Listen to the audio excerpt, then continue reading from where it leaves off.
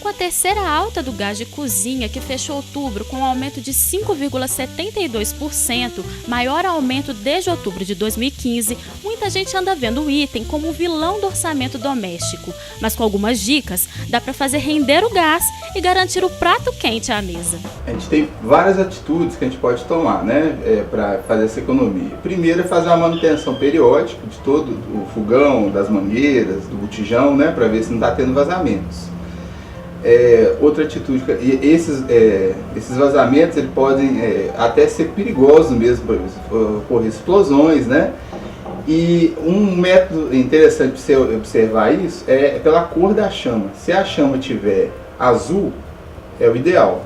Agora, se ela começa a ficar esbranquiçada e começa a queimar as panelas, quer dizer que a mistura de oxigênio e GLP não está correta.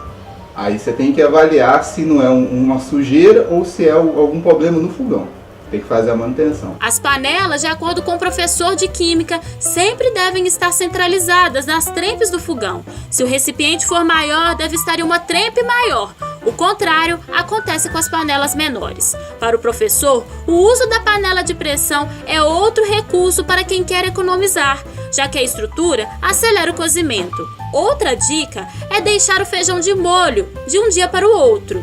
Não é necessário deixar o fogo aceso por muito tempo na panela de pressão. Assim que apitar, a trempe deve ser apagada e a panela continua tampada. A panela, quando ela está sob pressão, ela está expandida. O tamanho dela chega a aumentar de 20% a 30%. Então, na hora que você resfria ela rapidamente, ela pode sofrer deformações no formato dela.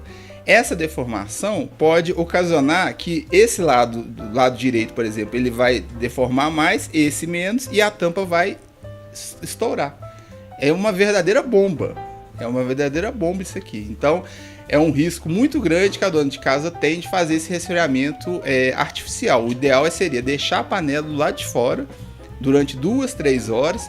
Isso também ela está ganhando dinheiro, que ela está aproveitando ao máximo aquele calor absorvido pelo gás de cozinha. O forno do fogão é o que mais gasta gás de cozinha, por isso o seu uso deve ser potencializado. Tentar otimizar esse uso. Como que você vai fazer isso? Vai fazer uma lasanha? Se você vai fazer um arroz temperado, você põe junto os dois alimentos. Porque o aquecimento já vai ser...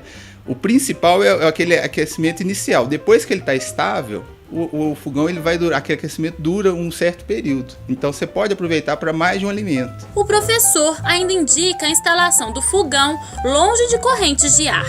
Outra dica também que a gente tem aqui nessa cozinha aqui, ó, essa quina aqui, ó. Por quê?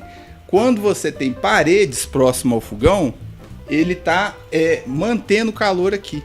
Se você coloca o fogão no meio de uma área, o forno, por mais que ele tenha o isolamento dele, ele vai perder calor pelos lados. Então o ideal é colocar ou numa quina ou até todo ao redor dele ter tijolos, alguma coisa para segurar esse calor. Observar também se a lã de vidro que tem aqui no interior do forno, ela está em bom estado, que isso também é importante. Outra opção é fazer o uso do mecanismo da velocidade de reação, como lhe demonstra em uma experiência com 2 comprimidos de sal de fruta. O mais fragmentado reage mais rapidamente ao processo do que o comprimido inteiro, assim como alguns legumes reagem durante o cozimento. A dica que a gente dá é o seguinte: um alimento, quanto menor o tamanho do alimento, mais rápido ele vai cozinhar.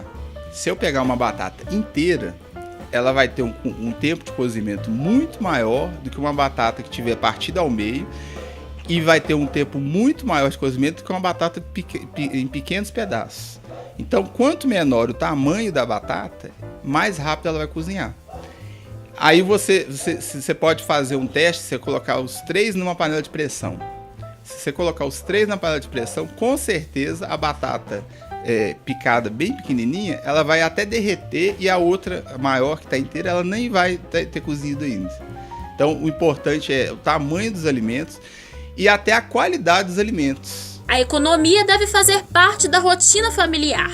Assim se evita o uso desnecessário do fogão ou outros aparelhos domésticos com a mesma finalidade. Já o descongelamento dos alimentos um pouco antes do cozimento é uma boa prática para evitar o desperdício do gás. Uma família grande.